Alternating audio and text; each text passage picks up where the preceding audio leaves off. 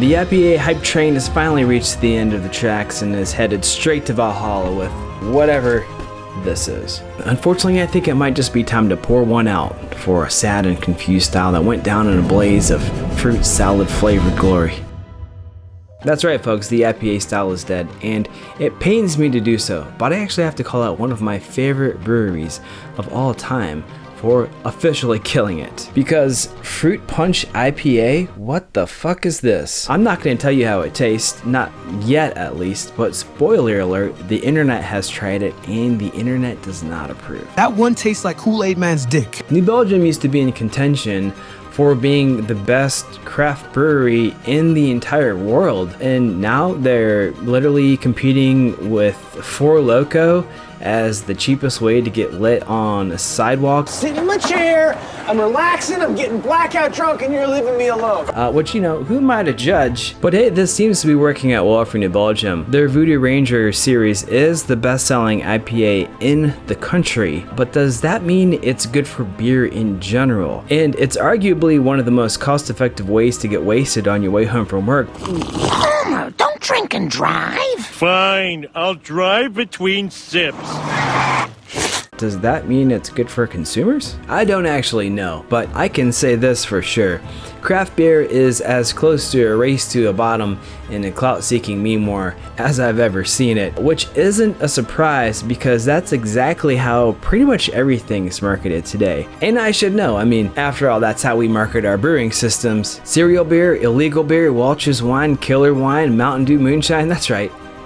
I'm just as guilty as they are. That's not to say that I don't think there's room for experimentation within the IPA style. That's exactly what I'm going to try to do in this video. I'm going to brew up my own crazy IPA and I'm going to serve it up to my buddy Emmett alongside New Belgium's Fruit Punch IPA.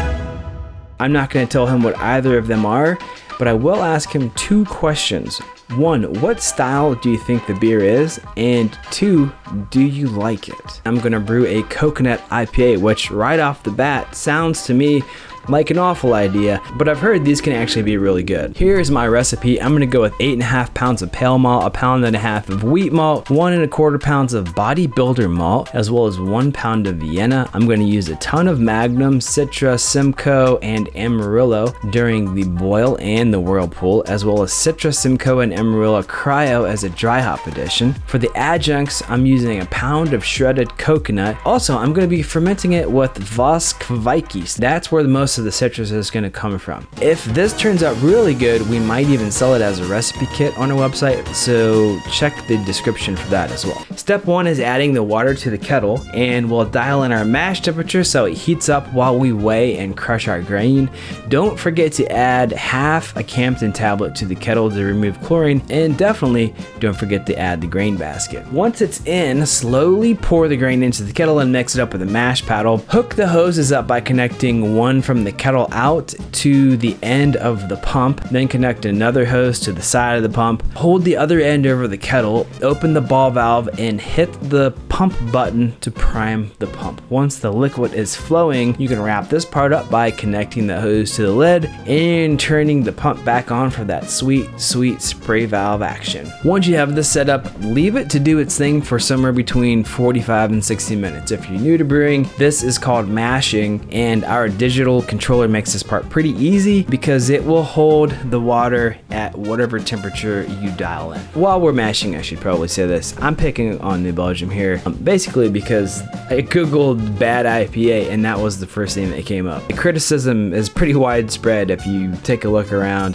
and it seems like the perfect example of the point that I'm trying to make here with the IPA style. I still love New Belgium, they still make great beers. 1554 is one of my all-time favorite beers. They didn't start this trend and they're not the only ones doing it. Back to the beer. All right, we have mashed for an hour now. Time to pull the grain basket. I'm going to have my lovely assistant Libby pull the grains out while I stand by with the hooks for the basket. Now, Libby is clearly a beast and is having no trouble at all lifting this grain basket out of the kettle, but if you aren't a womanimal like her, you can buy these sweet brewing pulleys on our website where we sell things, which is also how I make money to pay my employees and feed my cats. So unless you hate cats, chance, go to clawhammersupply.com and buy a pulley, please, so I can keep buying this ridiculously expensive raw cat food that my wife insists upon feeding our pets because she wants us to keep working until the day that we literally die. After that, set the controller to max power and start adding hops to the kettle according to the recipe. At the end of the boil, hook up the chiller by removing the hose from the lid, attaching it to one end of the chiller, then get another hose out and attach it to the other end of the chiller and run it back to a whirlpool arm in the kettle. Cool the beer down to about 170 degrees and add your whirlpool hops. Also add your coconut at this point. Leave everything sit for about 20 minutes, then transfer to a fermenter, add some Kvike yeast, then a few days later make sure you add your dry hops. Again, the final recipe is on our website. Alright, that's it. The beer is done. It's in the keg. It is fermenting. Time to time warp ahead to the tasting. So here's the thing. We're going to taste two beers. I'm not going to tell you what they are. Okay.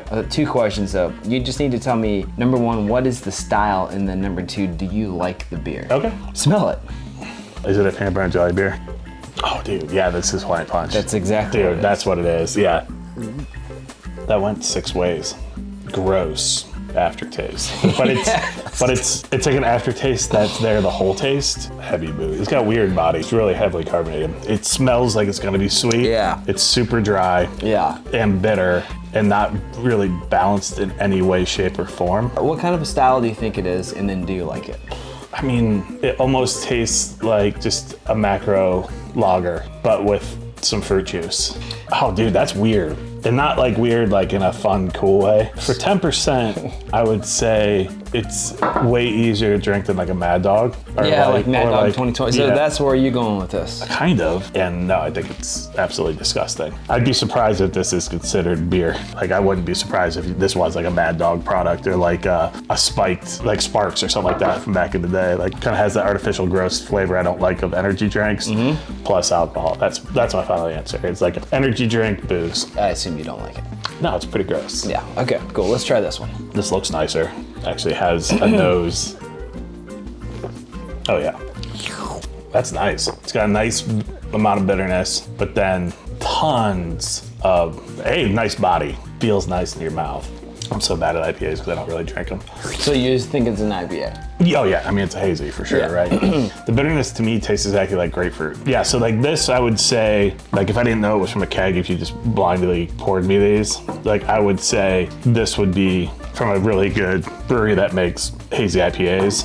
And I would say like this would be something you brewed with like Hawaiian Punch to be funny. Yeah. What's the alcohol on this one, you know? 5.5. Do you taste any coconut? A little bit. I'm not great at like picking things out, but I do get a hint of what doesn't seem like a hop, but seems more of like a coconut flavor. Very, very subtle at the end. Very nice. I mean, I love coconut. Okay, so do you like it? Yeah, dude, it's great. Okay. Yeah, it looks, I mean, dude, look at it. It looks great. Yeah. It's got great lacing. That's a beer you could serve at any brewery and people would be happy. Here's the deal. They are both IPAs. This one is the Force Fruit Punch IPA by New Belgium. I read the reviews on Reddit and thought, it can't be that bad. Is it beer? It says Fruit Punch IPA on it. The point of this experiment is, how far can you take an IPA before it's not really an IPA? I think the line is somewhere before this, but after this. This is definitely still an IPA. Oh yeah. This is not. We have a recipe kit for this. Yeah, we have a recipe kit for this beer. So this is really all just been a shameless promotion for our brewing system and this recipe that we made, which is actually good. So you can find all of those details and more on our website, clawhammersupply.com.